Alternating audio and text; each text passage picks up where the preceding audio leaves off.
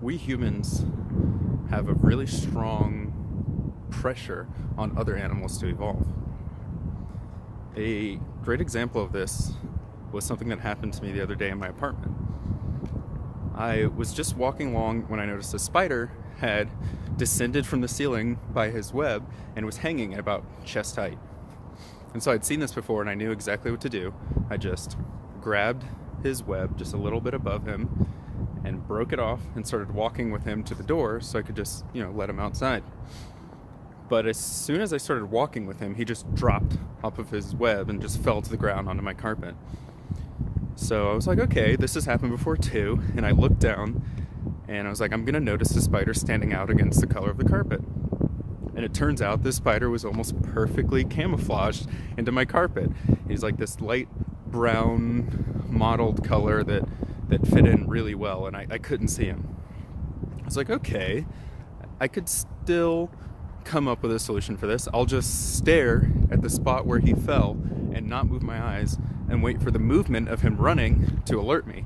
And then I'll see him and I'll be able to capture him and take him outside.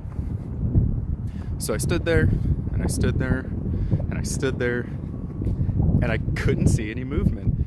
So it was after about like 45 seconds to a minute, I just decided it wasn't worth the effort and turned and just went on with whatever I was doing. It very well may have been the case that spider just waited 2 minutes or so and then went on his own way in back to, setting up webs in the corners of my ceilings. So I thought this was a great example of a spider sort of evolving a behavior in microcosm. So it might not have been the case that species or that individual spider had evolved the specific behaviors that allowed him to thwart me, but it's a great example of how that could happen. So it's a spider that does some action when he's moved, he falls, he is perfectly blended in to the environment that he lives in, and he has the behavior of staying still instead of fleeing when he's threatened, so that he'll blend in and whoever's hunting him will just cease to care. So it's a great example of a human selecting pressure. So this idea of human selecting pressure is really important. Basically, all that it means is that a species doesn't have to interact with humans to develop intelligence, as clearly all the hominid species that came before humans weren't interacting with humans, and yet they still developed some type of intelligence. Basically, all that it means is that the strongest pressure that's currently being exerted on any species to develop intelligence today is interacting with humans. So it's more than likely that the next species to develop intelligence will be one that interacts with humans. Concerns to intelligence. It's like, I wonder what would be the next species that develops intelligence on Earth. Like intelligence the way us humans have it.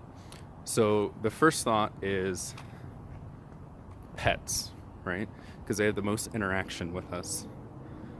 But I don't think that's quite right, because there aren't the right pressures being applied to make pets intelligent.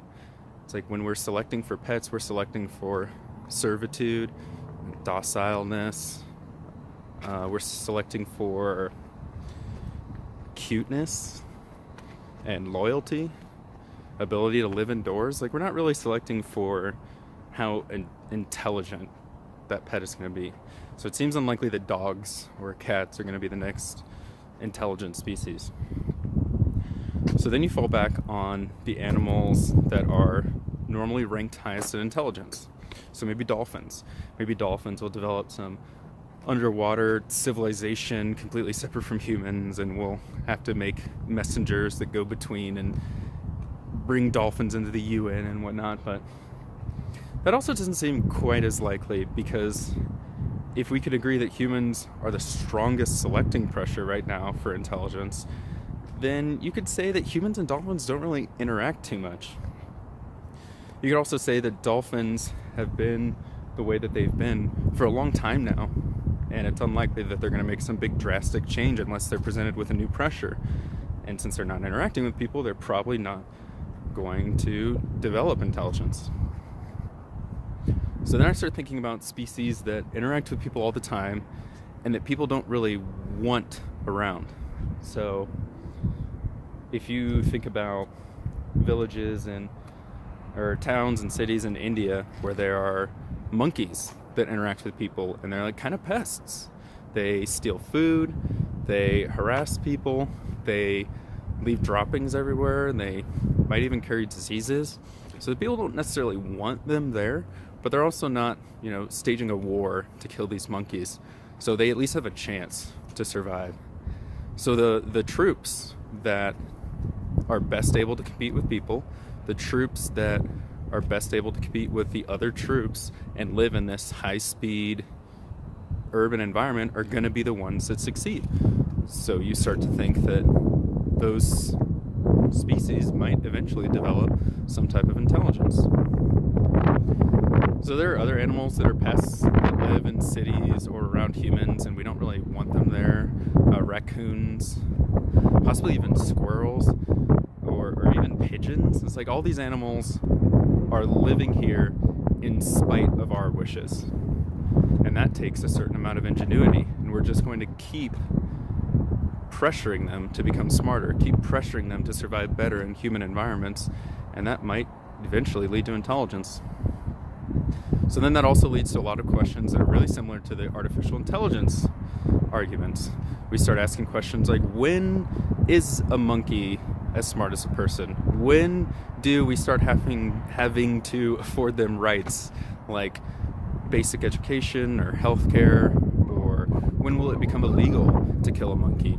And some of these questions are already being asked. But when will this happen? Can't really know. It could be that we have animal intelligence before we even have artificial intelligence.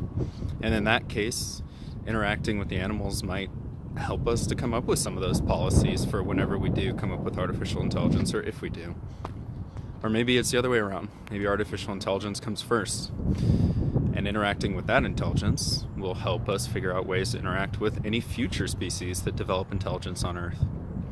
We just can't think of ourselves as the end product, because it's not even clear that we were the first ones to get here, the first ones to gain intelligence, even if we're the only ones on the planet right now. We can't think of ourselves at the end of the book. We're going to owe a certain amount of respect to the idea of these future intelligences in how we interact with them, how we bring them into society, and how we bring them up to speed.